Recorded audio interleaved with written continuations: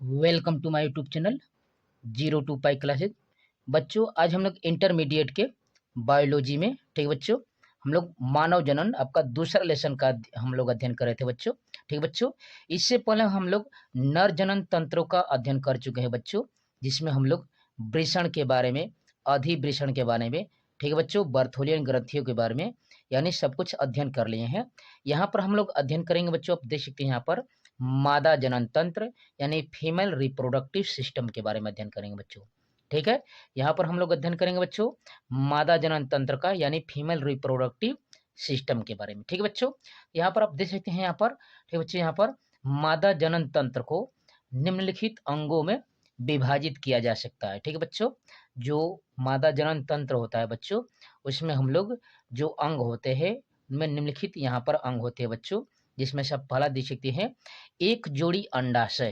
ठीक है बच्चों, किसी भी स्त्री में, ठीक है बच्चे, यूट्रस में एक जोड़ी अंडाशय होता है बच्चों, यहाँ पर आप देख सकते हैं। दूसरा देख सकते हैं यहाँ पर करा है एक जोड़ी अंडवाहिनियां। ठीक है बच्चों, एक जोड़ी क्या होता है बच्चों, एक जोड़ी अंडवाहिनियां। तीसरा है आपका गर्भाशय, यूट्रस है बच्चों। चौथा है योनि यानी वजाइना है, और यहाँ पर पांचवा है वल्वा यानी भाग है। ठीक है बच्चों, और छठवा आप देख सकते हैं सहायक जनन ग्रंथियां यानी एसेसरी सेक्स ग्लैंड की बात है बच्चों, जिसमें हम लोग तीन यहाँ पर देख सकते हैं बच्चों। एक जोड़ी बर्थोलियन ग्रंथियां यानी बर्थोलियन ग्लैंड्स के बारे में, और दूसरा देख सकते हैं बच्चों एक जोड़ी स्तन ग्रंथियां यानी मेमरी ग्लैंड्स के बारे में। और इस तरह से आप देख सकते हैं किसी भी स्त्री का यह है आपका पार्श्व चित्र है बच्चों, जिसमें आप देख सकते हैं या किसी भी यहाँ पर सामने वाला चित्र है बच्चों, जिसमें इसी को हम लोग क्या कहते हैं बच्चों, गर्भाशय बोलते हैं। यह आपका रहता है बच्चों मूत्राशय। यह जघन संधान होता है बच्चों, यह वाला भाग देख सकते हैं इस तरह से। ठीक है, यह मूत्र मार्ग है बच्चों, यहाँ पर यह है आपका भाग शीशन इसको बोलते हैं बच्चों। इसके बाद यहाँ पर देख सकते हैं लघु ओष्ठ और दीर्घ ओष्ठ, और अंत में यहाँ पर आप देख सकते हैं बच्चों इसको योनि छिद्र बोलते हैं। यह आपका मल द्वार है बच्चों, इसको योनि बोलते हैं। यह आपका मलाशय है, यहाँ पर देख सकते हैं, यहाँ रेक्टम जिसको कहते हैं बच्चों, और यह आपका ग्रीवा है बच्चों। या किसी भी स्त्री का यह पार्श्व दृश्य है बच्चों, किसी भी स्त्री का। ठीक है, इसके बाद यहाँ पर देख सकते हैं जो यहाँ पर आपका गर्भाशय होता है बच्चे, जो फैलोपियन ट्यूब होता है, गर्भाशय का यहाँ पर मुख्य यहाँ पर आपका चित्र दिख रहा होगा बच्चों। इस तरह से आप देख सकते हैं किसी भी स्त्री में यही आपका है बच्चों। इस तरह से यह एक मादा जनन तंत्र है, जिसमें इसको हम लोग बोलते हैं बच्चों फैलोपियन ट्यूब यानी तुम्बिका कहते हैं बच्चों। यहाँ पर यह आपका तुम्बिका है बच्चों। यह आपका स्रावित अंड है, एक अंडा यहाँ से रिलीज हुआ है बच्चों, यह वाला दिख रहे हैं जो बच्चों, इसको झालर कहते हैं या झालदार कीप कह सकते हैं बच्चों। ठीक है, यह अंडाशय है बच्चों, आप देख सकते हैं, या इसको क्या बोलेंगे बच्चों, अंडाशय। और इसी के अंदर हजारों करोड़ों की संख्या में यहाँ पर अंडे रहते हैं बच्चों। ठीक है, और ऐसे देखा जाए तो 500 या लगभग 2000 के रूप में यहाँ पर अंडे रहते हैं। ठीक है बच्चों, यह वाली जो बच्चों यहाँ पर होती है इसी को फैलोपियन नली बोलते हैं बच्चों, जिसमें से यह अंडा रिलीज होता है और बाहर की ओर इस तरह से हर मासिक रूप में बाहर की ओर आता है। यह वाला भाग क्या कहलाता है बच्चों, गर्भाशय कहलाता है। ठीक है, देख सकते हैं यहाँ पर यह आपका यह वाला भाग बच्चों यहाँ पर देख सकते हैं मध्य स्तर है, और यह वाला भाग क्या कहलाता है बच्चों, अंत स्तर, और यह योनि द्वार है यानी योनि है बच्चों। इस तरह से यह एक मादा जनन तंत्र है। ठीक है बच्चों, तो चलिए यहाँ पर हम लोग अब अध्ययन कर रहे हैं बच्चों, यहाँ पर शुरुआत करेंगे। यहाँ पर एक जोड़ी अंडाशय यानी अंडाशय के बारे में अध्ययन करेंगे बच्चों, उसकी संरचनाओं के बारे में अध्ययन करेंगे। ठीक है, अंडोत्सर्ग के बारे में अध्ययन करेंगे, प्राथमिक पुटिका का निर्माण कैसे होता है उसके बारे में अध्ययन करेंगे। ठीक है, देख सकते बच्चे यहाँ पर पहला ही हेडिंग है बच्चों, यहाँ पर अंडाशय यानी ओवरिज क्या कहलाता है बच्चों। ओवरिज किसे कहते हैं, देख सकते हैं मादा में एक जोड़ी अंडाशय प्राथमिक जनन अंग यानी प्राइमरी रिप्रोडक्टिव ऑर्गन होते हैं, जो उदर गुहा में वृक्कों के नीचे श्रोणि भाग में पीछे की ओर तथा गर्भाशय के दोनों ओर स्थित रहते हैं। प्रत्येक अंडाशय चपटा, श्वेत एवं बादाम की आकृति का होता है।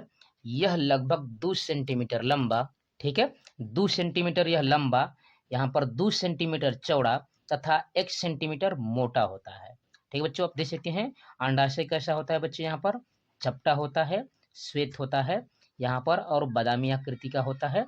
ठीक है, इसकी लंबाई होती है 2 सेंटीमीटर, चौड़ाई भी 2 सेंटीमीटर लगभग की बात है बच्चों, और 1 सेंटीमीटर इसकी मोटाई होती है।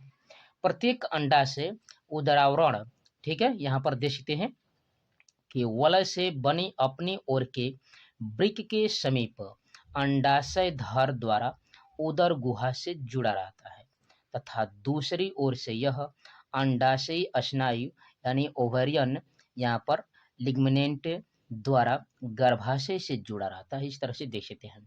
फिर कह रहे हैं आगे की ओर बच्चों, देख सकते हैं यहाँ पर कह रहा है प्रत्येक अंडाशय के निर्दिष्ट स्थान पर थोड़ा, ठीक है बच्चों, जो प्रत्येक अंडाशय होता है निर्दिष्ट स्थान पर क्या होता है बच्चों, थोड़ा सा दबा हुआ होता है, जिसे अंडाशय की नाभिका यानी यहाँ पर देख सकते हैं हिलस कहते हैं बच्चों। अंडाशय धर इसी स्थान पर जुड़ा रहता है। यह स्थान ही अंडाशय में आने जाने वाली रुधिर वाहिनियों एवं तंत्रिकाओं के लिए मार्ग का काम करता है। ठीक है, अंडाशय में अंडाणुओं का निर्माण तथा मादा लैंगिक हार्मोन्स एस्ट्रोजन, याद रखिएगा बच्चों, वेरी वेरी मोस्ट इंपोर्टेंट है बच्चों, एस्ट्रोजन तथा प्रोजेस्टेरॉन का स्राव भी होता है। दोनों हार्मोन्सों को अच्छे से याद रखिएगा बच्चों, बहुविकल्पी क्वेश्चन के लिए वेरी वेरी मोस्ट इंपोर्टेंट है। एस्ट्रोजन तथा प्रोजेस्टेरॉन यहाँ पर हार्मोन्स का क्या होता है बच्चों, स्राव होता है। तो इस तरह से आपने देखा बच्चों ओवरिज। अब इसकी संरचनाएं कैसी होती है बच्चों, चलिए इसके बारे में अध्ययन करते हैं। ठीक बच्चों, तो आप अध्ययन करें बच्चों बाई क्लासेस के चैनल पर। यहाँ पर 9, 10, 11, 12 के सभी विषयों के तरह फुल डिटेल के साथ कंसेप्ट बाई कंसेप्ट कराई जाती है बच्चों। इसलिए आप 02 पाई क्लासेस के परिवार के साथ जुड़िए बच्चों। वीडियो को लाइक शेयर सब्सक्राइब जरूर कीजिए। जो भी क्यूरी है बच्चों आप कमेंट बॉक्स में कमेंट कर सकते हैं। ठीक है, तो चलिए आगे की ओर बढ़कर देखते हैं बच्चों। यहाँ पर देख सकते बच्चे यहाँ पर अंडाशय की औतिक संरचना, ठीक है बच्चों, हिस्टोलॉजिकल स्ट्रक्चर ऑफ ओवरीज के बारे में देखेंगे बच्चों। यहाँ पर देख सकते हैं प्रत्येक अंडाशय के चारों ओर एक त्रिस्तरीय आवरण होता है, जिसमें सबसे बाहरी आवरण उदावरण, मध्य में घनाकार कोशिकाओं की एक स्तरीय जननिक उपकला यानी यहाँ पर देख सकते हैं जर्मिनल एपिथेलियम तथा आंतरिक भाग में सघन संयोजी ऊतक का बना पतला श्वेत यहाँ पर कंचुक स्तर होता है। ठीक है, अंडाशय के संपूर्ण भीतरी भाग को उसकी पीठिका यानी स्ट्रोमा कहते हैं। पीठिका एक मोटी एवं अधिक सघन वल्कीय पीठिका, ठीक है बच्चों, देख सकते हैं यहाँ पर कोर्टिकल, यहाँ पर स्ट्रोमा तथा मध्यस्थ पीठिका यहाँ पर मेडुलरी स्ट्रोमा में बंटी होती है। वल्कीय पीठिका में रेटिकुलर तंतुओं और तर्कु के आकार की संयोजी उत्कीय कोशिकाओं, ठीक है, तथा मध्यस्थ पीठिका में पीले एवं लचीले इलास्टिन एवं कोलेजन रेशों से निर्मित तंतुओं, रुधिर केशिकाओं तथा तंत्रिका तंतुओं की अधिकता होती है। वल्कीय पीठिका में अंडाशयी पुटिकाएं यानी ओवेरियन यहाँ पर फॉलिकल्स कोशिकाओं की विकास की विभिन्न अवस्थाओं में पाई जाती है। ये पुटिकाएं पूर्ण परिपक्व अवस्था में ग्राफियन पुटिका कहलाती है। क्या कहलाती है बच्चे, यहाँ पर ग्राफियन पुटिका कहलाती है। इस तरह से आप देख सकते हैं बच्चे, यहाँ पर इस तरह से आप देख सकते हैं यहाँ पर है। ठीक बच्चों, यहाँ पर जो देख रहे हैं छोटे छोटे यहाँ पर जो इस तरह से देख रहे हैं, इसी को प्राथमिक पुटिकाएं कहते हैं। थोड़ा सा बड़ी हो जाएंगे तो इसको पुटिकाएं कहेंगे। और यहाँ पर बड़ा वाले भाग को आप देख सकते हैं, ये तंतुमय संयोजी ऊतक है बच्चों। ठीक है, इसी को हम लोग स्ट्रोमा बोलते हैं।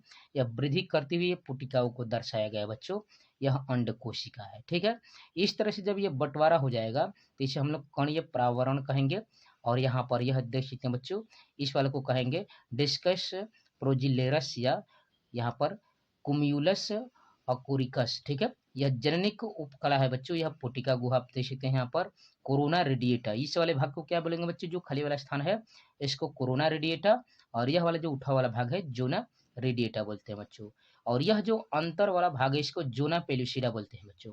ठीक है, और बाह्य थीका यहाँ पर देख सकते हैं वयस्क ग्राफियन पुटिका है।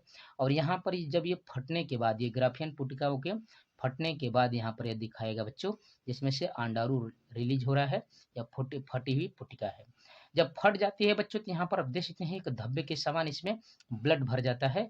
यहाँ पर इस वाले भाग को ही कार्प्स ल्यूटियम कहते हैं, और यह ब्लड का थक्का है बच्चों।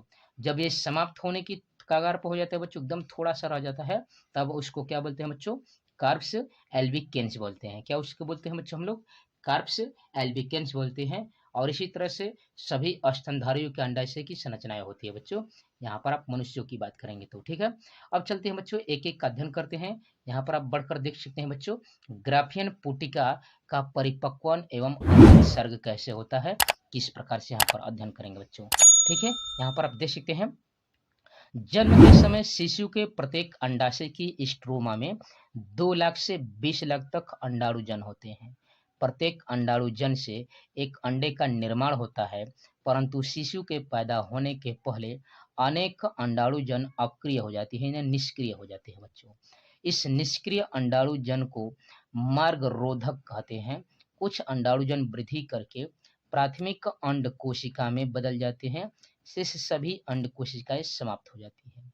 प्राथमिक अंड कोशिकाएं अंड जनन के विभिन्न चरणों से होकर अंडाणु का निर्माण करती है, जो निम्नलिखित प्रकार से होती है बच्चों। आप कह सकते हैं बच्चों, जो शिशु के यहाँ पर जन्म के समय के आप देख सकते हैं बच्चों, 2 लाख से कितना लाख तक होता है बच्चों, 20 लाख तक ऐसे हो सकते हैं। ठीक है बच्चों, 2 लाख से कितने होते हैं, 20 लाख। ठीक है बच्चों, और यहाँ पर आते आते लगभग आप कह सकते हैं बच्चों 2000 के लगभग में अंडे परिपक्व अवस्था के रूप में यहाँ पर व्यवस्थित रहते हैं। आगे बढ़ सकते हैं बच्चों, यहाँ पर अध्ययन करेंगे तो इसका वर्णन पहला यहाँ पर देख सकते हैं, प्राथमिक पुटिका का निर्माण। ठीक बच्चों, यहाँ पर फॉर्मेशन ऑफ प्रीमोर्डियल फॉलिकल की बात करेंगे बच्चों, यानी शुरुआत में कैसे होता है। तो देख सकते हैं यहाँ पर कह रहा है कि अंडाणुजन में अनेक विभाजन के फलस्वरूप एक कोशिका समूह बन जाता है, जिसे पुटिका गुहा कहते हैं। इनमें से एक कोशिका जो पुटिका गुहा के केंद्रीय भाग में स्थित होती है, पोषक पदार्थ एकत्रित करके प्राथमिक अंड कोशिका बनाती है। क्या बनाती है, यह एकत्रित होकर प्राथमिक अंड कोशिका बनाती है। ठीक है, ठीक है, देख सकते हैं कह रहा है कि इसके चारों ओर स्थित कोशिकाएं चपटी एवं सल्की पुटिका कोशिकाएं यानी फॉलिकल सेल में बदल जाती है। इस तरह से देख सकते हैं कोशिकाओं में बदल जाती है। ठीक है, ये आप चित्र भी देख सकते हैं।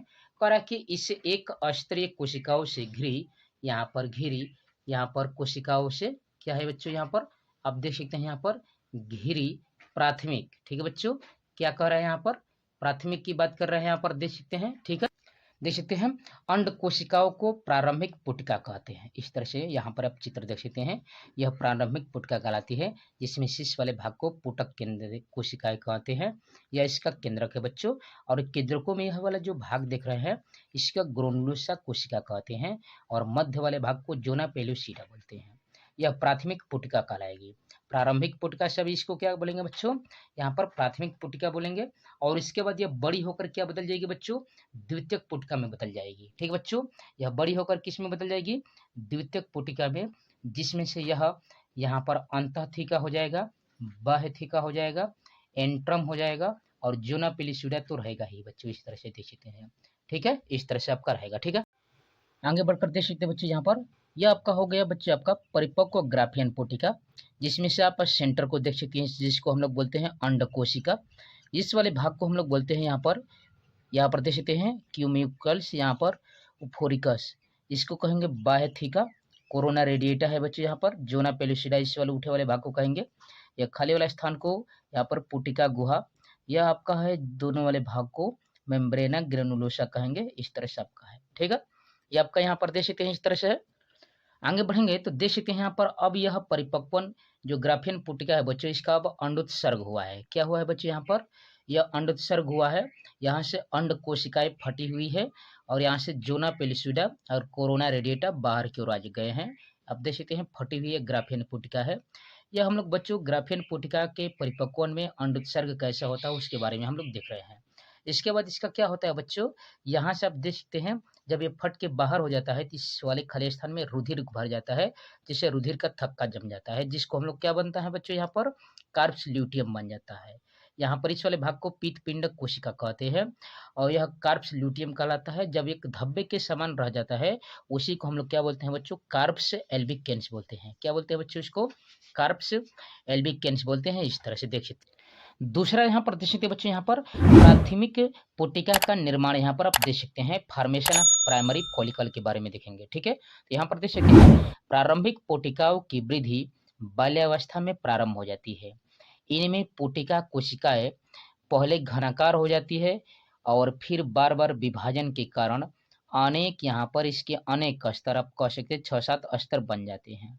अब ये कणी यहाँ पर कणीय कोशिकाएं कहलाती है। क्या कहलाती है? यहाँ पर ग्रेनुलोसा सेल्स कहलाती है। इस पर बने आवरण को करणीय यहाँ पर कह सकते हैं परावरण कहते हैं, मेम्ब्रेना ग्रेनुलोसा कहते हैं, देख सकते हैं। तथा इस अवस्था की पुटिका को प्राथमिक पुटिका कहते हैं। प्राथमिक अंड कोशिका तथा कणीय प्रावरण स्तर के मध्य ग्लाइकोप्रोटीन्स का बना एक अकोशिकीय स्तर होता है, जिसे परभाषी स्तर या जोना पेलुसिडा बोलते हैं। क्या कहते हैं बच्चों? इसे जोना पेलुसिडा बोलते हैं। इसके बाद यहाँ पर यह द्वितीयक यहाँ पर पुटिका का निर्माण शुरू हो जाएगा बच्चों। यहाँ पर क्या हो जाएगा? यहाँ पर देख सकते हैं द्वितीयक पुटिका का निर्माण शुरू हो जाएगा, यानी फॉर्मेशन ऑफ सेकेंडरी फॉलिकल की देखेंगे यहाँ पर। ठीक है, यहाँ पर देख सकते हैं कणीय प्रावरण के सबसे आंतरिक स्तर की कणीय कोशिकाएं जोना पेलुसिडा से चिपक जाती है। इस स्तर को कोरोना रेडिएटा कहते हैं बच्चों, कोरोना रेडिएटा कहते हैं। कणीय कोशिकाओं के सबसे बाहरी स्तर पर एक आधार कला बन जाती है। इस कोशिकीय स्तर को ही पुटिकीय प्रावरण यानी थीका यहाँ पर फॉलिक्यूला कहते हैं, फॉलिक्यूल कहते हैं।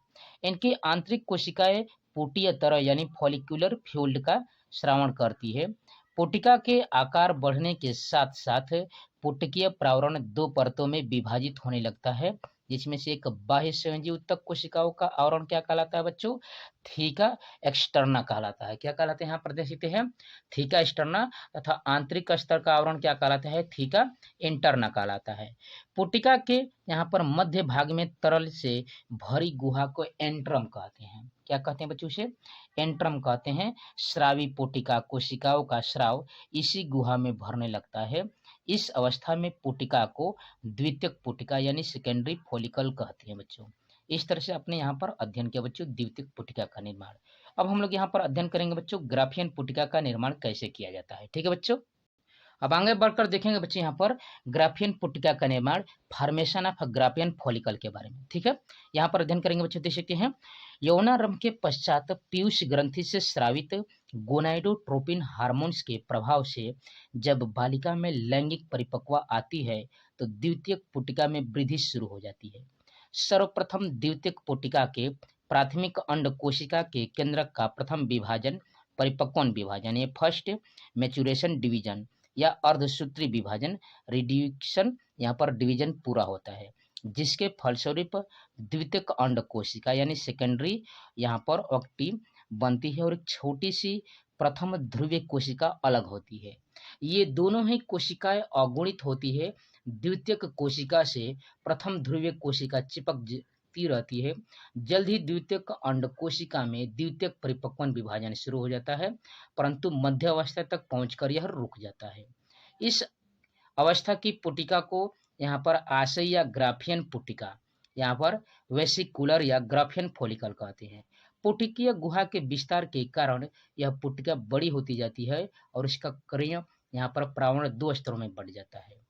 कोशिका के अंड कोशिका के चारों ओर की पुटिका कोशिकाएं मज्जक स्तर मेडुलरी लेयर तथा पुटिकीय प्रावरण परिधीय यहाँ पर स्तर का निर्माण करती है। यहाँ एक स्थान पर कणीय प्रावरण की कोशिकाएं द्वितीयक अंड कोशिका को घेरे रहती है और इसे ही पुटिका की भित्ति से जोड़े रहती है। इस संयोजन पिंडक को यहाँ पर देखते हैं क्यूम्यूलस ओफोरिकस या डिस्कस प्रोलीजेरस, ठीक है, कहते हैं। इससे पूर्ण विकसीय यहाँ पर अंडाशय पुटिका को ग्राफियन पुटिका कहते हैं, जो अंडाशय की सतह पर उभर आती है बच्चों। इस तरह से अपने किया। ठीक है बच्चों, तो आप अध्ययन करें बच्चों 02 पाई क्लासेस के चैनल पर। यहाँ पर 9, 10, 11, 12 के सभी विषयों की फुल डिटेल के साथ कंसेप्ट बाई कंसेप्ट कराई जा रही है बच्चों। इसलिए आप 02 पाई क्लासेस के परिवार से जुड़िए बच्चों। वीडियो को लाइक शेयर सब्सक्राइब जरूर कीजिए। जो भी क्यूरी हो बच्चों आप कमेंट बॉक्स में कमेंट कर सकते हैं। ठीक है बच्चों, चलिए आगे की ओर बढ़कर हम लोग देख लेते हैं। यहाँ पर आगे बढ़ेंगे बच्चों, देख सकते हैं अगला अंडोत्सर्ग ओवुलेशन क्या होता है बच्चों। ठीक है, चलिए यहाँ पर ओवुलेशन के बारे में अध्ययन करते हैं बच्चों। देख सकते हैं परिपक्व ग्राफियन पुटिका में यहाँ पर क्यूम्यूलस ओफोरिकस के फैल जाने पर द्वितीयक अंड कोशिका तथा उसमें लगी ध्रुवीय काय यहाँ पर देह गुहा में मुक्त हो जाती है।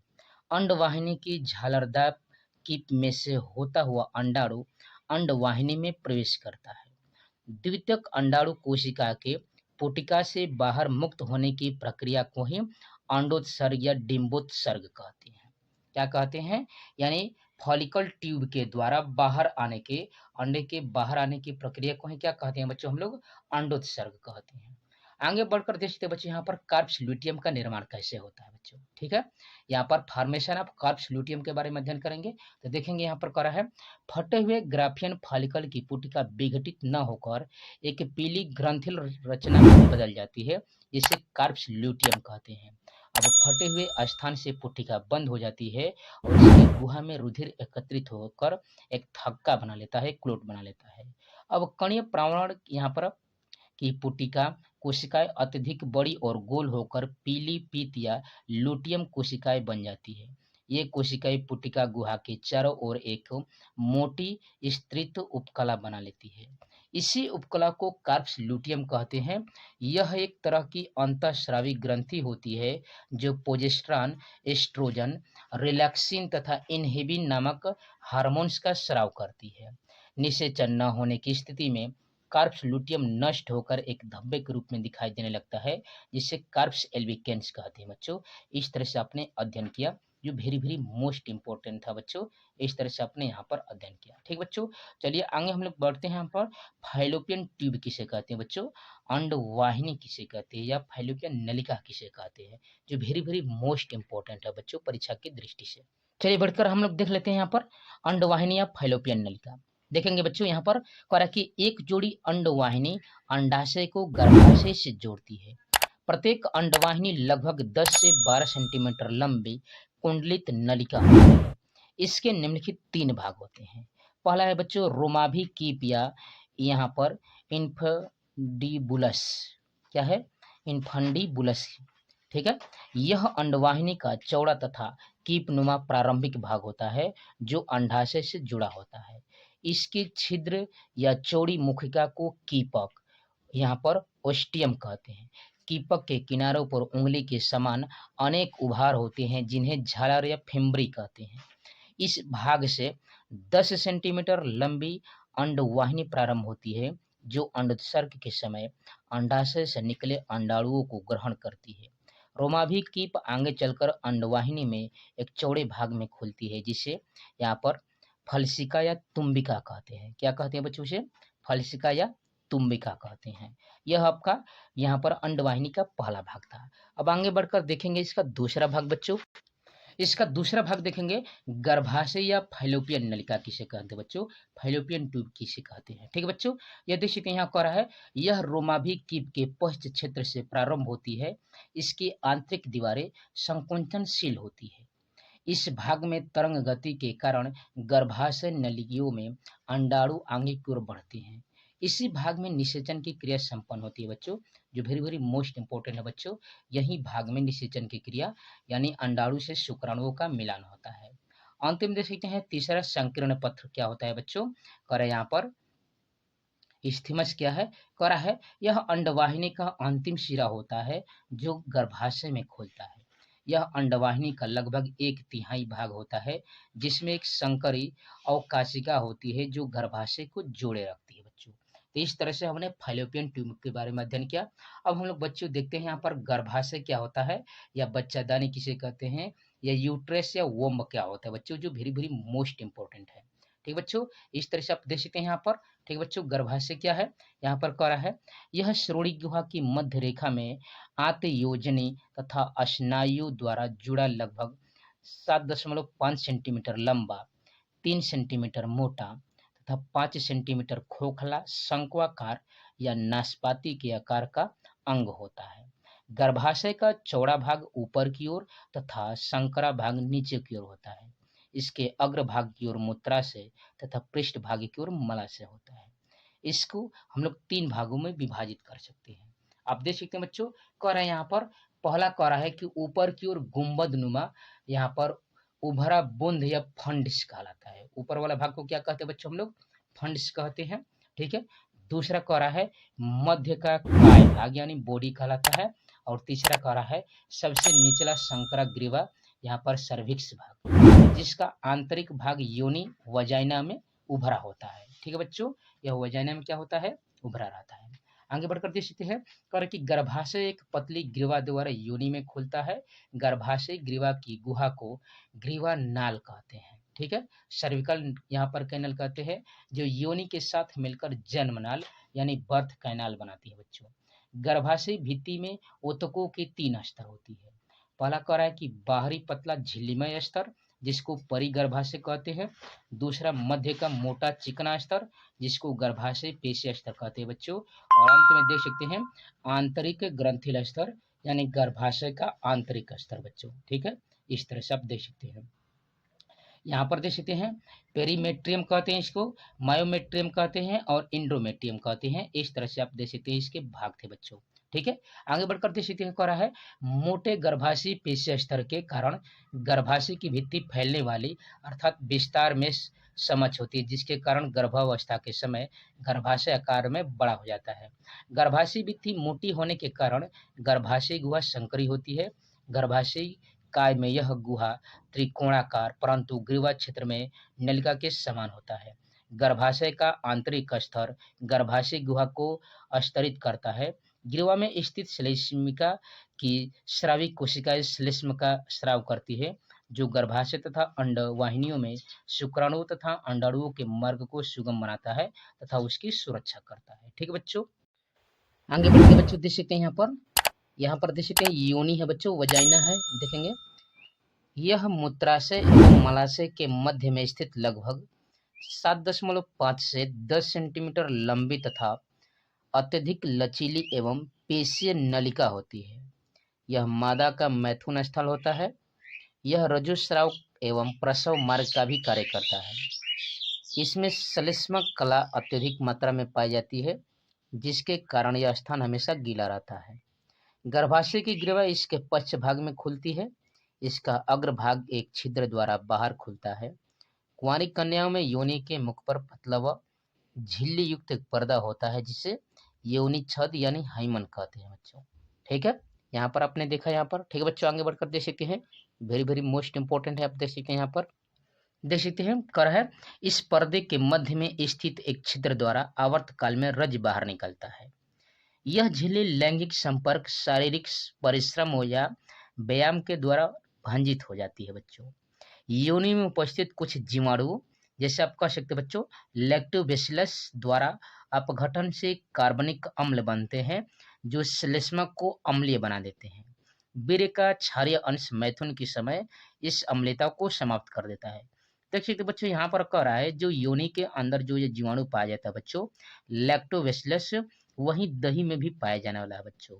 यानी जो दही में जो पाया जाता है बच्चों जीवाणु, वही योनि के अंदर भी वही यहाँ पर जीवाणु बैक्टीरिया पाया जाता है। ठीक बच्चों, इस तरह से आपने देखा यह क्या करता है, इसमें श्लेष्मक वालक अम्ल को क्या बना देता है बच्चों, यहाँ पर अम्लीय भाग को समाप्त कर देता है। ठीक है बच्चों, यह क्षारीय अंश होता है, यह वीर्य का क्षारीय अंश को खत्म कर देता है। ठीक है, उसकी अम्लता को क्या कर देता है, खत्म कर देता है। आगे बढ़ेंगे बच्चों, आप देख सकते हैं बाह्य जननांग या भाग कहेंगे, एक्सटर्नल यहाँ पर जेनिटेलिया या वल्वा कहेंगे। देखेंगे बच्चों इसके बारे में। तो कह रहा है मादा का बाह्य जननांग सम्मिलित रूप से भग कहलाता है, जिसमें निम्नलिखित अंग होते हैं बच्चों। पहला देख सकते हैं बच्चों जो वेरी वेरी मोस्ट इंपॉर्टेंट है, यहाँ पर सामने के भाग से बच्चों इन फ्रंट की बात कर रहा है, फ्रंट से देखेंगे तो कह रहा है जघन उत्थान या जघन शैल मोन्स प्यूबिस की बात करेंगे बच्चों। ठीक है बच्चों, कह रहा है यह भग का सबसे ऊपरी भाग होता है, जो अधत्वचीय वसीय उत्तक की अधिकता के कारण कोमल एवं गद्दी की भांति फूला होता है। यौनारंभ पर इसके ऊपर की त्वचा रोम युक्त हो जाती है। इस रोम को जघन रोम यानी प्यूबिक हेयर बोलते हैं बच्चों। इस तरह से आप इसका चित्र देख सकते हैं। ये फ्रंट है बच्चों, सामने से यह भाग है। ठीक बच्चों, सामने से यही आपका जघन रोम है बच्चों, जिसको प्यूबिक यहाँ पर हेयर बोला जाता है। ठीक है, यह वाला भाग देख सकते बच्चों भग सीसन, जिसको क्लिटेरियस बोलते हैं बच्चों। यहाँ पर यह वाला जो भाग है बच्चों, यह देख सकते हैं भग सीसन क्लिटेरियस वाला भाग है। कह रहे कि भग सीसन का संवेदी तंतु है यह वाला भाग। यह मूत्र मार्ग है बच्चों। यहाँ पर प्रोघ्राणीय ग्रंथि है, यह योनि द्वार कहलाता है बच्चों।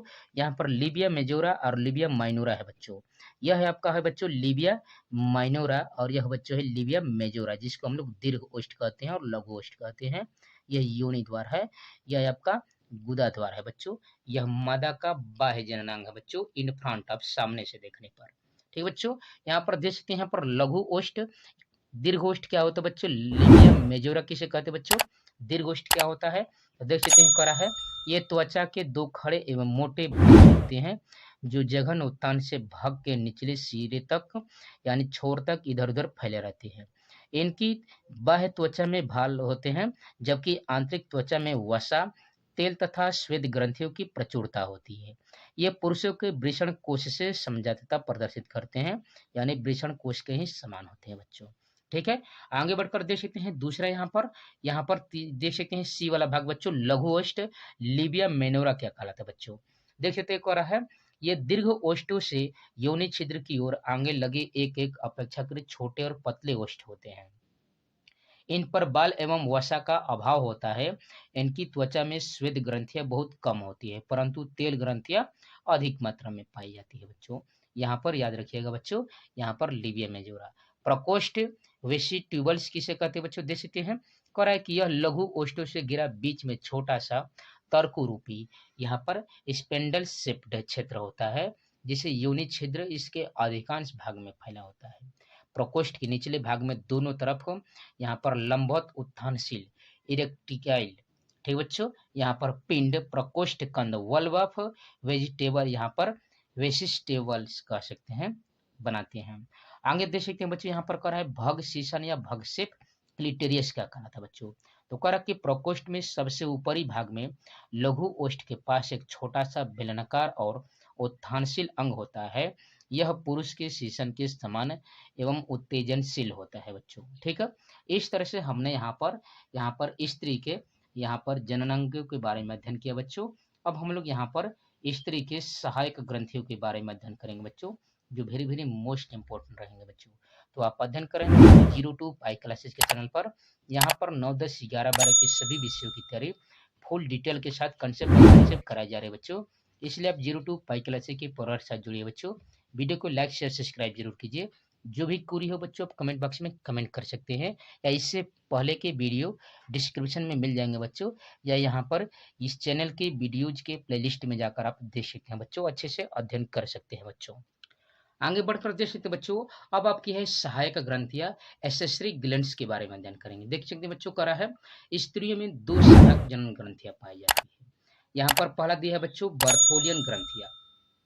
ये क्या होती है बच्चों, बर्थोलियन ग्लैंड्स क्या कहलाते हैं, देख सकते हैं करा है योनि छिद्र के ऊपरी भाग पर प्रकोष्ठ में मूत्र मार्ग का छिद्र होता है।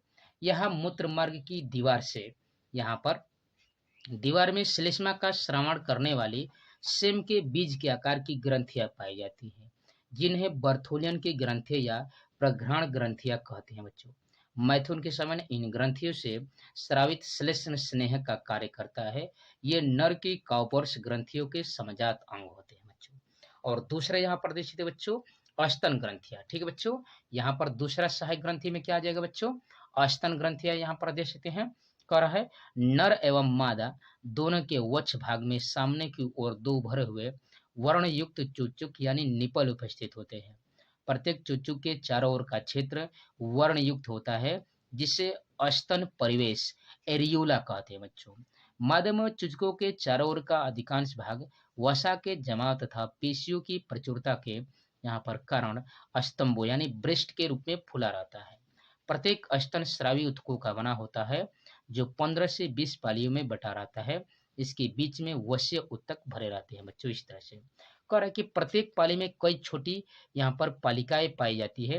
प्रत्येक पालिका में अंगूर के गुच्छों की भांति अनेक दुग्ध ग्रंथियां होती है, जिन्हें बच्चों कोपिका एलुवेली कहते हैं बच्चों। इस तरह से आप देख सकते हैं यहाँ पर चित्र है जो वेरी वेरी मोस्ट इंपॉर्टेंट है बच्चों बोर्ड परीक्षाओं की दृष्टि से।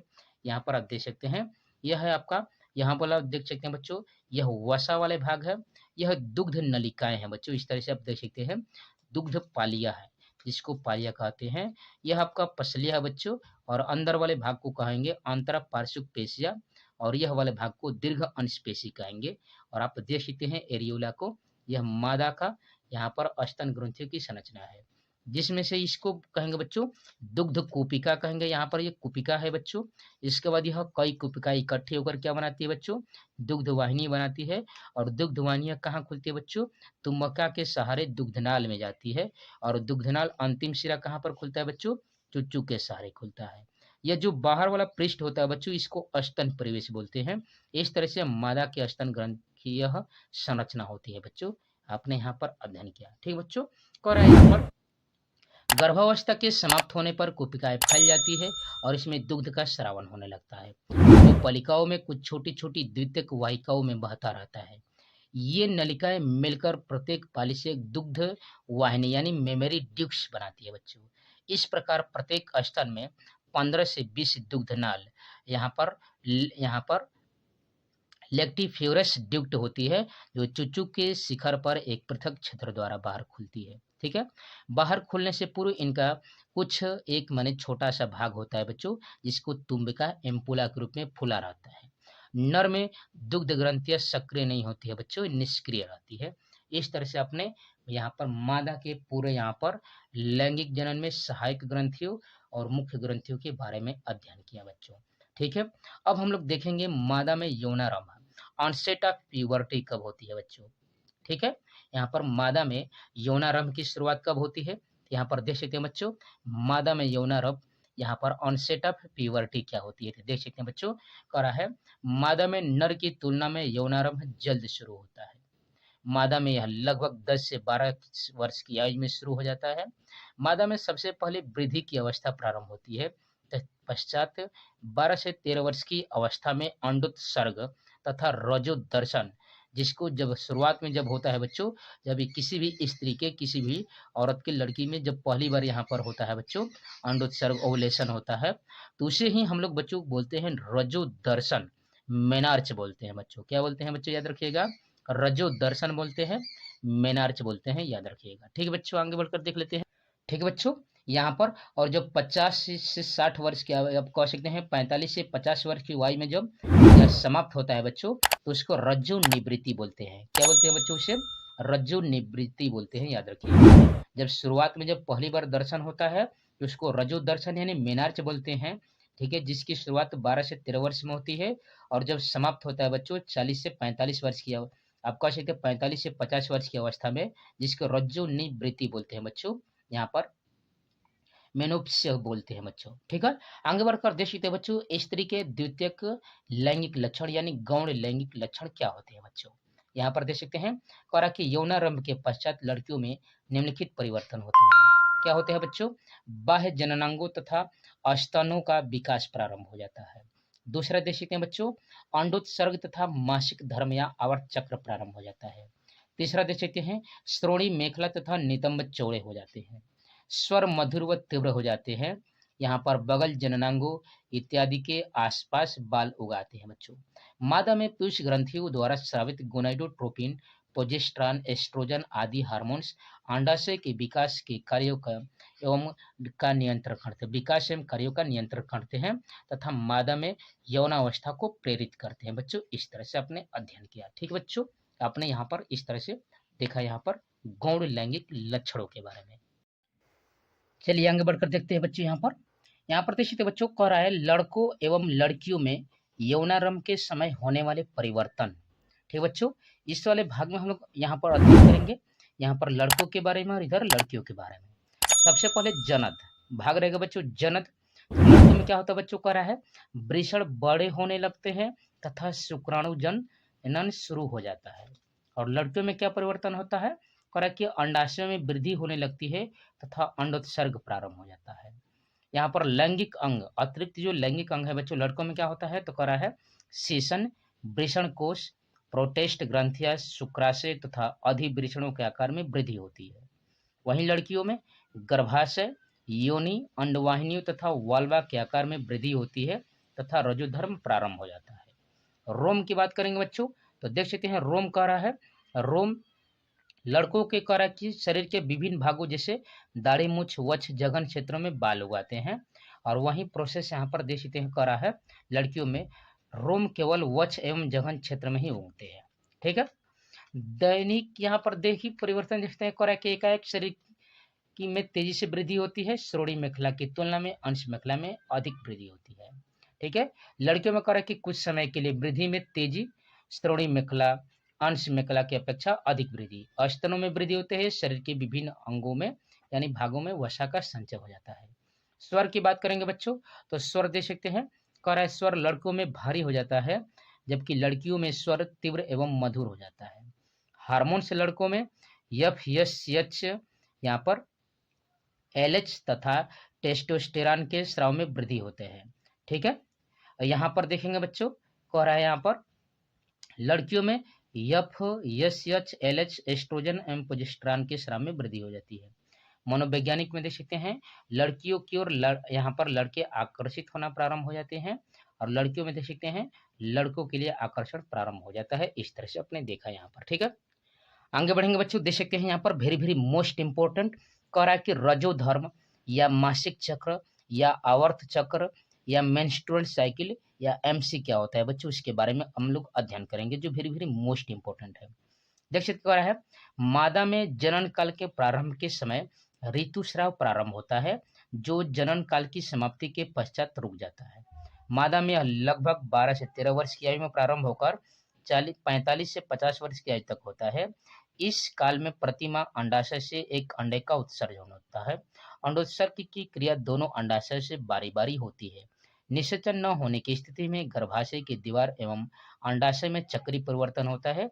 इसी चक्र को मासिक चक्र कहते हैं। सामान्य रूप से यह चक्र औसतः 28 दिन में होता है।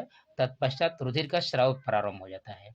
इसी रुधिर के साथ अनिषेचित तथा नष्ट हो चुका अंडा भी योनि द्वारा बाहर आ जाता है, जिसे मासिक धर्म या रजोधर्म मेंस्ट्रुअल साइकिल कहते हैं। यह सामान्यतः रुधिर स्राव लगभग 4 से 5 दिन तक चलता रहता है। किसी बालिका के जीवन काल में प्रथम बार रजोधर्म या ऋतुस्राव होने की घटना को रजोदर्शन मेनार्च तथा मादा में अस्थायी रूप से यहाँ पर मासिक चक्रों के रुकने की प्रक्रिया को रजो निवृत्ति मेनोपियस कहती है। प्राय स्त्री में रजो दर्शन यहाँ पर देख सकते हैं 12 से 13 वर्ष की आयु में, एवं रजो निवृत्ति 40 से 45 वर्ष की आयु में होती है। रजो निवृत्ति होने के बाद अंडाशय की प्रारंभिक पुटिका पीयूष ग्रंथि के गोनाडोट्रोपिन हार्मोन्स के प्रति अनुक्रिया नहीं करता है। परिणाम स्वरूप ग्राफियन पुटिका वृद्धि नहीं कर पाती और न ही अंडोत्सर्ग की क्रिया होती है। अतः मादा में जनन क्षमता समाप्त हो जाती है। मासिक चक्र की प्रक्रिया किस प्रकार से होती है बच्चों, इस तरह से देख सकते हैं। इसके 3 चरण है बच्चों, जो वेरी वेरी मोस्ट इंपोर्टेंट है। यहाँ पर आप देख सकते हैं, पहला कह रहा है रजो यहाँ पर स्राव प्रावस्था मेंस्ट्रुएशन फेज की बात करेंगे। कह रहा है कि प्रत्येक मासिक चक्र का प्रारंभ रुधिर स्राव से प्रारंभ होता है, जो लगभग 5 दिनों तक चलता है। इस स्राव में कुछ उत्तक, द्रव, श्लेष्मा तथा गर्भाशय की आंतरिक भित्ति के श्लेष्मिक स्तर की कोशिकाओं के अतिरिक्त 50 से 150 ml रुधिर होता है। रुधिर में यहाँ पर मादा हार्मोन्स एस्ट्रोजन तथा प्रोजेस्टेरॉन की मात्रा के अत्यधिक कम हो जाने से गर्भाशय भित्ति की धमनियां सिकुड़कर रुधिर की आपूर्ति कम कर देती है, जिससे भित्ति की अनेक कोशिकाएं मृत हो जाती है और आधार स्तर को छोड़कर भित्ति का पूरा स्तर खंडित हो जाता है। यह पहला भाग था। दूसरा देख सकते हैं पूर्व अंडोत्सर्गीय प्रावस्था, यहाँ पर प्री ओवुलेटरी फेज की बात करेंगे तो देख सकते हैं, कह रहा है ठीक बच्चों, यहाँ पर कह रहा है यह मासिक चक्र के 6ठे से लेकर 13वें दिन की अवधि होती है।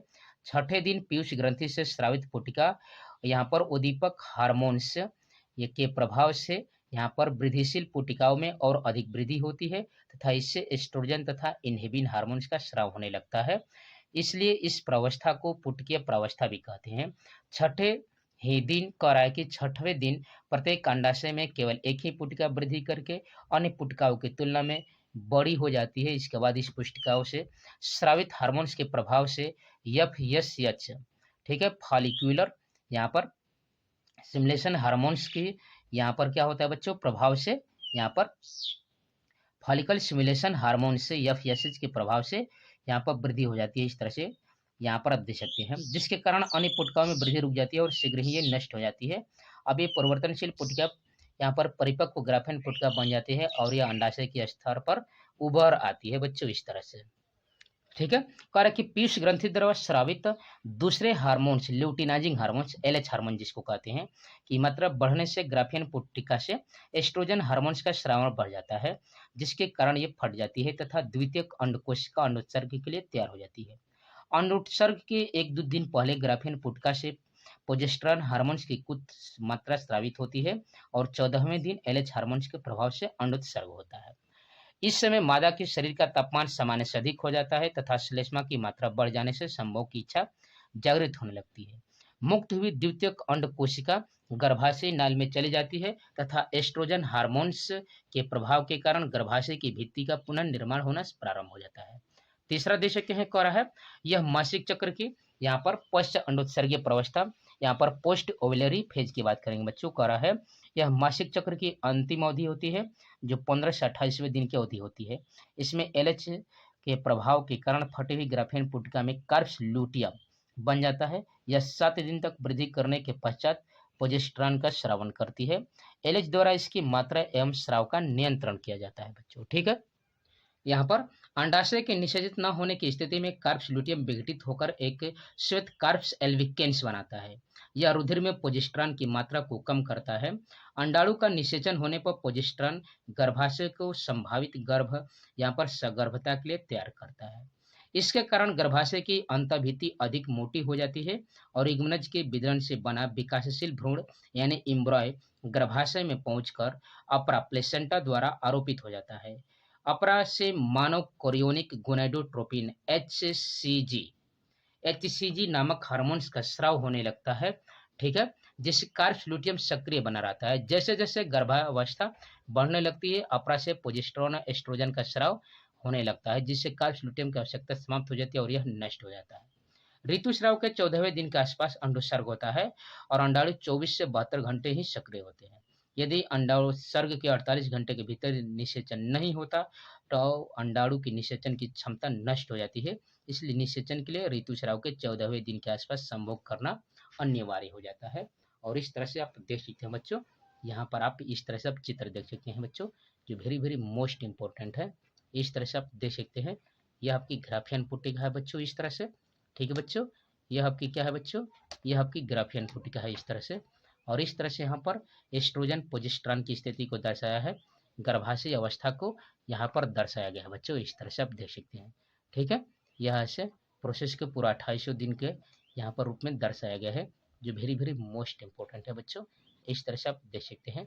ठीक है, यही आपका था इस तरह से। ठीक है, आगे बढ़कर देखेंगे बच्चों अंडजनन क्या होता है, ऑर्गेनेसिस क्या होता है बच्चों। कह रहा है कि मादा में अंडाशयों की जनिक उपकला की प्राथमिक जनन कोशिकाओं में अर्धसूत्री विभाजन द्वारा अंडाणु बनने की प्रक्रिया को ही अंडजनन कहते हैं। अंडाणु में गुणसूत्रों की संख्या जनन कोशिकाओं की आधी होती है। इसकी निम्नलिखित 3 अवस्थाएं होती है बच्चों। पहला कह रहा है कि गुणन प्रवस्था मल्टीप्लिकेशन फेज कहता है। अंडाशय को यहाँ पर स्तरित करने वाली प्रारंभिक जनन कोशिकाएं समसूत्री विभाजन द्वारा विभाजित होकर संख्या में वृद्धि करती है। इन कोशिकाओं को अंडाणु जनन या बिंबाणु जनन कहते हैं बच्चों। इस तरह से देख सकते हैं, समसूत्री पहले विभाजन होता है, यहाँ पर गुणन प्रवस्था, फिर यहाँ पर वृद्धि प्रवस्था और उसमें से एक पुटिका जिसको प्राथमिक अंडक कहते हैं, इसमें परिपक्वन प्रवस्था होता है जिसके द्वारा द्वितीयक पिंडक बनता है जिसमें अर्धसूत्री विभाजन होता है। जो 2n जो होता है बच्चों यह n भी विभाजित होता है और अंत में इस देख सकते हैं यहाँ पर इस तरह से इसका विभाजन प्रारंभ हो जाता है।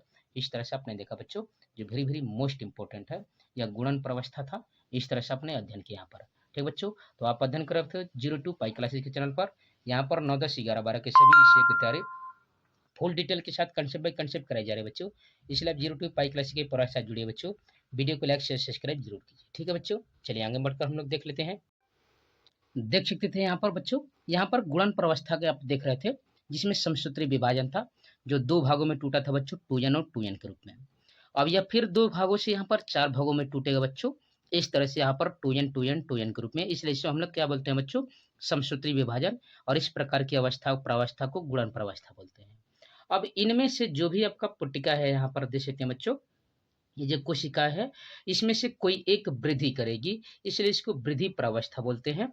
जिसमें से आप देख सकते हैं 2n है जिसमें से वृद्धि हुआ है बच्चों, जिसको जब वृद्धि होगा तो इसी को हम लोग कहेंगे प्राथमिक अंडक। क्या कहेंगे बच्चों, इसे प्राथमिक अंडक कहेंगे। फिर इस प्राथमिक अंडक का परिपक्वन प्रावस्था बनेगा बच्चों, यानी यह द्वितीयक अंडक के रूप में यानी अर्धसूत्री विभाजन होगा। जो 2n है बच्चों n के रूप में 2 भागों में विभाजित हो जाएगा। तो इसे ही हम लोग कहेंगे प्राथमिक ध्रुवीय कोशिका, क्योंकि इसमें से एक ही परिपक्व होता है बच्चों जिसको द्वितीयक अंडा बोलते हैं। और यह जो द्वितीयक अंडा है बच्चों यह अंडाणु के रूप में यहाँ पर विभाजित होता है। इस तरह से यहाँ पर अर्धसूत्री विभाजन के द्वारा इस तरह से द्वितीयक ध्रुवीय कोशिकाएं बनती है, यहाँ पर तृतीयक ध्रुवीय कोशिकाएं बनती है। और यह जो अर्धसूत्री विभाजन है दूसरा इसका फेज है, और यहाँ पर आपने देखा बच्चों यह पहला फेज था। ठीक है, इस तरह से यहाँ पर होता है। ठीक है बच्चों, आगे बढ़कर देखेंगे बच्चों, यहाँ पर है वृद्धि प्रावस्था यानी ग्रोथ फेज क्या होता है बच्चों। देख सकते हैं क्या है, गुणन प्रावस्था में बनी अंड कोशिकाएं पोषक पदार्थ एकत्रित करके आकार में वृद्धि करती है। निश्चित आकार ग्रहण करने के पश्चात यह विभाजन के लिए तैयार हो जाती है। प्रत्येक कोशिका अब प्राथमिक अंड कोशिका यानी बच्चों देख सकते हैं जो प्रत्येक कोशिका था अब क्या कहलाएगी, प्राथमिक अंड कोशिका यानी प्राइमरी ओसाइट कहलाती है। ठीक है, परंतु सभी अंड कोशिकाएं प्राथमिक अंड कोशिकाएं नहीं बनाती। इनमें से कुछ कोशिकाएं छोटी रह जाती है जिन्हें पूटक कोशिकाएं यानी फॉलिकुलर सेल्स भी कहते हैं बच्चों। ठीक है, इसके बाद आपका आप आ जाएगा बच्चों यहाँ पर तीसरा जो होता है बच्चों परिपक्वन प्रावस्था, मैचुरेशन फेज आ जाएगा बच्चों। ठीक है, कह रहा है कि परिपक्वन प्रावस्था में निम्नलिखित परिवर्तन होते हैं बच्चों। क्या क्या परिवर्तन होते हैं बच्चों यहाँ पर देख सकते हैं, यहाँ पर कह रहा है प्रथम वाला, प्रथम परिपक्वन विभाजन यानी फर्स्ट मैचुरेशन डिवीजन क्या होता है बच्चों। ठीक है, फर्स्ट मैचुरेशन डिवीजन क्या होता है, कह रहा है प्राथमिक अंड कोशिका में प्रथम परिपक्वन विभाजन अंडोत्सर्ग के समय होता है। यह प्रथम अर्धसूत्री विभाजन होता है। ठीक है, जो प्रथम यहाँ पर परिपक्वन विभाजनों के अंडोत्सर्ग के समय होता है इसे हम लोग क्या कहते हैं बच्चों, यह अर्धसूत्री विभाजन के द्वारा ही होता है, जिसके फलस्वरूप दो यहाँ पर अगुणित कोशिकाओं का निर्माण होता है। इनमें से एक कोशिका छोटी होती है जिसे प्रथम ध्रुवीय कोशिका या प्रथम यहाँ पर पोडोसाइट देख सकते हैं बच्चों, फर्स्ट यहाँ पर पोडोसाइट कहते हैं, तथा दूसरी बड़ी कोशिका को द्वितीयक अंडक कहते हैं, सेकेंडरी ओसाइट बोलते हैं बच्चों। क्या बोलते हैं बच्चों उसे, सेकेंडरी ओसाइट बोलते हैं। इस तरह से यह प्रथम परिपक्वन विभाजन होता है। इसके बाद यहाँ पर आप देख सकते हैं बच्चों द्वितीयक परिपक्वन विभाजन।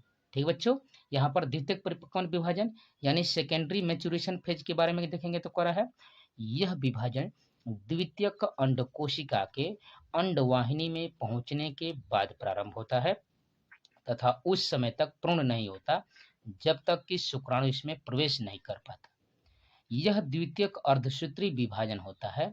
इसमें द्वितीयक अंड कोशिका पुनः विभाजित होकर एक छोटी द्वितीय ध्रुवीय कोशिका तथा एक बड़ी परिपक्व कोशिका यानी अंडाणु ओवम का निर्माण करती है। प्रथम ध्रुवीय कोशिका भी कभी कभी दो कोशिकाओं में विभाजित हो जाती है, तत्पश्चात ध्रुवीय कोशिकाएं नष्ट हो जाती है और केवल एक परिपक्व अंडाणु ही बचता है बच्चों। इस तरह से आपने देखा यहाँ पर। चलिए बच्चों, अब यहाँ पर हम लोग पढ़ लेते हैं बच्चों अंडाणु की संरचना कैसी होती है बच्चों, स्ट्रक्चर ऑफ ओवम कैसा होता है बच्चों, जो वेरी वेरी मोस्ट इंपॉर्टेंट है बच्चों। आप अध्ययन करें बच्चों 0 to पाई क्लासेज के चैनल पर। यहाँ पर 9, 10, 11, 12 के सभी विषयों की तैयारी फुल डिटेल के साथ कंसेप्ट बाय कंसेप्ट कराई जा रही है बच्चों। इसलिए आप 0 to पाई क्लासेज के परिवार के साथ जुड़िए बच्चों। वीडियो को लाइक शेयर सब्सक्राइब जरूर कीजिए। जो भी क्यूरी हो बच्चों आप कमेंट बॉक्स में कमेंट कर सकते हैं। ठीक है, यहाँ पर कह रहा है मादा का अंडाणु 0.1 मिलीमीटर व्यास का होता है। अंडाणु के बड़े भाग में पीला पीतक यानी यौक होता है जिसमें पोषक पदार्थ संचित रहते हैं। इसमें एक बड़ा केंद्रक होता है जिसे जननिक आशय कहते हैं।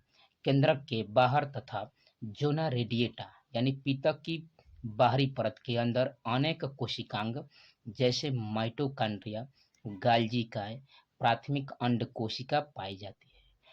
इसके बाहर अनेक डेस्मोसोम सूक्ष्मांकुर तथा पुटिका कोशिकाएं पाई जाती है। बाह्य पुटक कोशिकाओं में गाल्जिकाएं, अंतःप्रद्रवी जालिका आदि कोशिकांग पाए जाते हैं। इन बाह्य पुटक, ठीक है बच्चों, इन बाह्य पुटक कोशिकाओं को ध्रुवीय कोशिका कहते हैं जो अंड कोशिका के परिपक्वन होने पर नष्ट हो जाती है बच्चों। इस तरह से आप देख सकते हैं अंड कोशिका की संरचना है बच्चों, जिसमें से आप देख सकते हैं यहाँ पर दिया है बच्चों। इस तरह से यह जो दोनों भाग है बच्चों इसको कहते हैं पुटिका कोशिका। यह अंदर वाले भाग को यहाँ पर देख सकते हैं करे पुटिका कोशिकाओं में गाल्जिका है। इस वाले को क्या बोलेंगे बच्चों, गाल्जिकाय, यहाँ पर यह वाला जो भाग है बच्चों, इसी को गाल्जिकाय कहेंगे, अंदर वाले को। ये इस वाले भाग को आप देख सकते हैं बच्चों, माइटोकॉन्ड्रिया है। यह जो आपको इस तरह से दिख रहा है यहाँ पर झालर के समान, इसी को जूना रेडिएटा बोलते हैं बच्चों। और यहाँ पर अंदर वाले भाग को प्राथमिक अंड कोशिका कहते हैं। यहाँ पर बढ़ जाएंगे बच्चों, यह केंद्र का है बच्चों, आप देख सकते हैं। इस रिक्तिका को हम लोग यहाँ पर देख सकते हैं बच्चों, इस तरह से वाले भाग को केंद्रक कहते हैं। और यहाँ पर ये सूक्ष्मांकुर भरे हुए हैं। और यह एक प्रकार का क्या है बच्चों, अंड कोशिका की संरचना है। ठीक है बच्चों, यह क्या है आपका अंड कोशिका की संरचना है। अब चलते हैं बच्चों यहाँ पर कोटस के बारे में, यानी मैथुन क्या होता है बच्चों। ठीक है, देख सकते हैं बच्चों, क्या है नर एवं मैथुन। ठीक है बच्चों, वेरी वेरी मोस्ट इंपॉर्टेंट है मैथुन का प्रोसेस बच्चों। आप देख सकते हैं क्या है नर एवं मादा के लैंगिक जननांगों यानी शीशन एवं योनि का परस्पर संयोग मैथुन कहलाता है। नर की सहायक ग्रंथियों का स्राव एवं शुक्राणु मिलकर वीर्य यानी सीमन कहलाता है, जिसका मूत्र मार्ग में पहुंचना ही विसर्जन, ठीक है, एमिशन कहलाता है।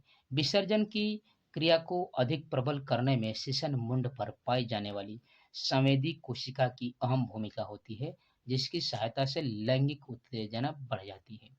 उत्तेजन की चरम अवस्था कामोत्तेजना ऑर्गिज्म कहलाता है। इस स्थिति में श्वसन दर, हृदय दर, रुधिर दाब बढ़ जाता है तथा वीर्य स्खलन एजिकुलेशन हो जाता है। मूत्र मार्ग से वीर्य योनि में विसर्जित कर दिया जाता है बच्चों। इस तरह से आपने यहाँ पर अध्ययन किया। ठीक है बच्चों, यहाँ पर आपने अध्ययन किया यह पूरा मादा के बारे में। ठीक है बच्चों, चलिए बच्चों अब हम लोग बहुविकल्पी क्वेश्चनों को हल करते हैं जो वेरी वेरी मोस्ट इंपॉर्टेंट है बोर्ड परीक्षाओं की दृष्टि से। आप पहला क्वेश्चन देख सकते हैं, करा है नर के वृषणों में नर हार्मोन्स का श्रावण करने वाली कोशिकाएं हैं। और इन चारों विकल्पों में से आप देख सकते हैं बच्चों, करा है यहाँ पर दूसरा ही विकल्प है, कह रहा है कि अंतरालिक कोशिकाएं यहाँ पर टेस्टोस्टेरोन यहाँ पर हार्मोन्स का स्राव करती है। ठीक है बच्चों, यह जो हार्मोन्स है यह पुरुषों के वृषण के द्वारा हार्मोन से रिलीज किया जाता है। ठीक है, दूसरा कह रहा है कि सर्टोलिक कोशिकाएं कहाँ उपस्थित होती है बच्चों, और ये आपके पास चार विकल्प दिख रहे हैं बच्चों। इन चारों विकल्पों में आप जानते हैं बच्चों, यह वृषण में उपस्थित होता है, यानी सर्टोलिक कोशिकाएं वृषण में पाई जाती है, जो शुक्राणुओं का पोषण प्रदान करती है बच्चों। क्या करती है बच्चों, यह पोषण प्रदान करती है। ठीक है, तीसरे क्वेश्चन की ओर बढ़ जाती है बच्चों, कह रहा है वृषण में छोटी छोटी नलिकाओं के जाल को क्या कहते हैं, और ये आपके पास चार विकल्प दिख रहे हैं बच्चों, जो वेरी वेरी मोस्ट इंपॉर्टेंट है बच्चों। आप देख सकते हैं, तो इसका आंसर क्या हो जाएगा बच्चों, वृषण में पाई जाने वाली छोटी छोटी नलिकाओं को हम लोग वृषण जालक कहते हैं। वृषण की नलिका अंत में सीधी होकर एक सघन जाल में खुलती है, जिसे क्या कहते हैं बच्चों, वृषण जालक बोलते हैं। चौथा देख सकते हैं बच्चों, वृषण में मनुष्य में अधिवृषण का निर्माण कहाँ होता है बच्चों। ठीक है बच्चों, मनुष्य में अधिवृषण का निर्माण कहाँ होता है आप देख सकते हैं, और ये चार विकल्प आपको दिख रहे होंगे बच्चों। इन चारों विकल्प में आपका आंसर क्या हो जाएगा बच्चों, तो सी हो जाएगा। मनुष्य में अधिवृषण का निर्माण कायपट, कार्क्ष तथा काटा भाग से होता है बच्चों। ठीक है, कहाँ से होता है बच्चों, काटा भाग से होता है। पांचवा देख सकते हैं, कि यदि पुरुष में शुक्रवाहिनियों को काट दे तो क्या हो जाएगा बच्चों। इन चारों विकल्पों में से जो वेरी वेरी मोस्ट इंपॉर्टेंट है, कि यदि शुक्रवाहिनी के काट देने से शुक्राणु वृषण से शुक्राशय में नहीं पहुंच पाएंगे, अतः वीर्य में शुक्राणु नहीं रहेंगे बच्चों। ठीक है, आप समझ रहे हैं इस तरह से।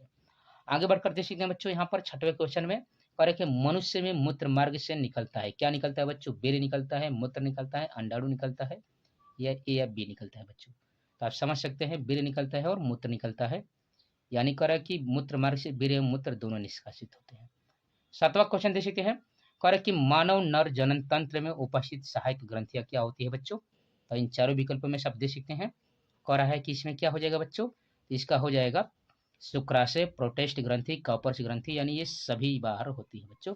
ठीक है, इस तरह से आगे बढ़कर देखेंगे बच्चों, यहाँ पर आठवां क्या कर रहा है नर में शुक्राणुओं को ऊर्जा प्रदान करने वाली ग्रंथि है, और ये चार विकल्प दिख रहे हैं बच्चों।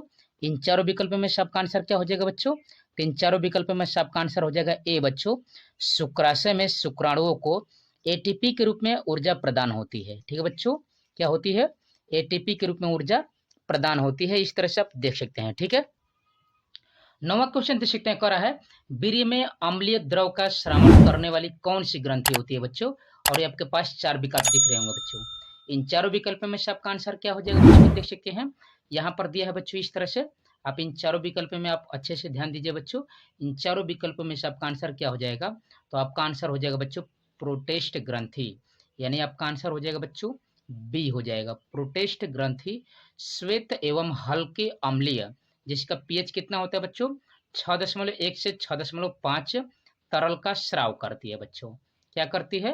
तरल का स्राव करती है। इस तरह से आप देख सकते हैं। ठीक है, 10वां क्वेश्चन की ओर आएंगे बच्चों। तो 10वां क्वेश्चन देख सकते हैं, कह रहा है काउपर्स ग्रंथिया भाग है। जो काउपर्स ग्रंथि है बच्चों, इसमें से किसका भाग है बच्चों? यहाँ पर पहला विकल्प देख सकते हैं, दूसरा विकल्प देख सकते हैं, तीसरा विकल्प है आपके पास, और चौथा विकल्प है। तो काउपर्स ग्रंथिया किसका भाग है बच्चों? तो इसका आंसर हो जाएगा ए, क्योंकि यह मानव में पाया जाता है। मानव में एक जोड़ी काउपर्स ग्रंथियां नर जनन तंत्र में पाई जाती है बच्चों, जो वेरी वेरी मोस्ट इंपॉर्टेंट है, आप तो देख सकते हैं बच्चों। ठीक है, चलिए 11वें क्वेश्चन को बढ़ेंगे बच्चों। 11वां क्वेश्चन आप देख सकते हैं। 11वां क्वेश्चन क्या करा है? करा है कि एस्ट्रोजन से स्रावित होता है। कहाँ होता है बच्चों एस्ट्रोजन? कहाँ किससे स्रावित होता है? यहाँ पर पहला विकल्प देख सकते हैं, दूसरा विकल्प देख सकते हैं, तीसरा यहाँ पर है, और ये चौथा।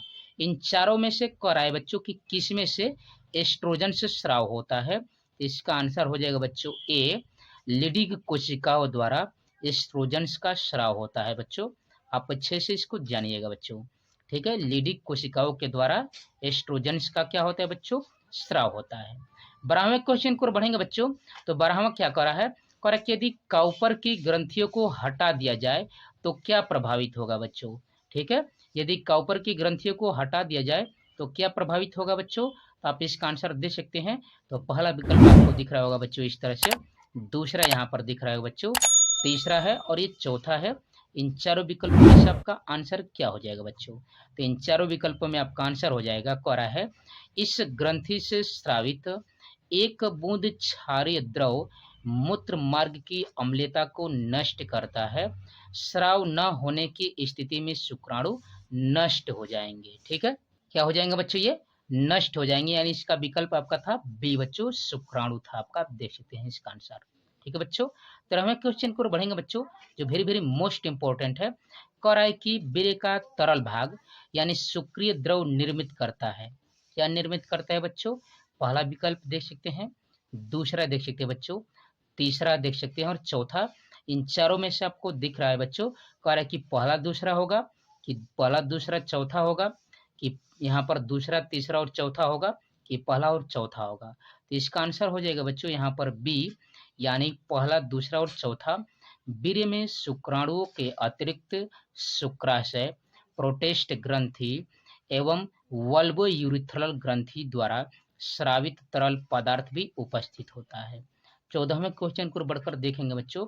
14वां करा है निम्न में से कौन सी नर सहायक ग्रंथि नहीं है बच्चों? नर सहायक ग्रंथि की बात कर रहा है बच्चों। तो पहला विकल्प देख सकते हैं शुक्राशय है, यह जो होता है बच्चों पुरुषों में होता है। यहाँ पर देखते हैं प्रोटेस्ट ग्रंथि, यह भी होता है बच्चों पुरुषों में। वल्ब यूरिथ्रल ग्रंथि भी यह पुरुषों में होता है। एम्पुला या तुम्बिका, यह स्त्रियों का स्तन में पाए जाने वाला आगे वाला भाग है बच्चों। यहाँ पर आप देख सकते हैं, कह रहा है यहाँ पर एम्पुला या तुम्बिका अंडवाहिनी का भाग होता है। एम्पुला की बात कर रहा है। यहाँ पर आप देख सकते हैं अंडवाहिनी के अंदर पाया जाता है उठा हुआ भाग, जबकि शेष तीनों सहायक नर जनन ग्रंथियां है, आप देख सकते हैं। ठीक है बच्चों, आगे यहाँ पर 15वां और अंतिम क्वेश्चन देख सकते हैं बच्चों। यहाँ पर 15वां क्या कह रहा है? कह रहा है 15वां यहाँ पर देख सकते हैं बच्चों, स्त्रियों के अंडाशय से अंडाणुओं के मुक्त होने की प्रक्रिया को क्या कहते हैं बच्चों? पहला विकल्प यहाँ पर है, दूसरा देख सकते हैं बच्चों, तीसरा देख सकते हैं, चौथा देख सकते हैं। इन चारों विकल्पों में से करें कि स्त्रियों के अंडाशय से जब अंडाणु मुक्त होते हैं तो उसे क्या कहते हैं बच्चों?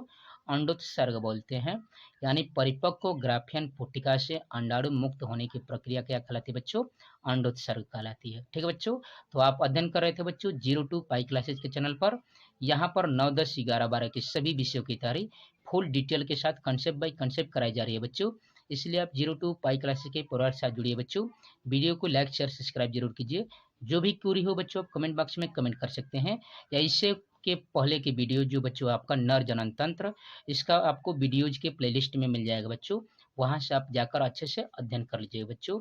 और कौन से टॉपिक से आपको वीडियो चाहिए बच्चों, कमेंट बॉक्स में कमेंट कर दीजिए, वह वीडियो जल्द आपको प्रोवाइड करा दिया जाएगा। ठीक है बच्चों, यहाँ पर आपने अध्ययन किया यहाँ पर मानव जनन तंत्र में।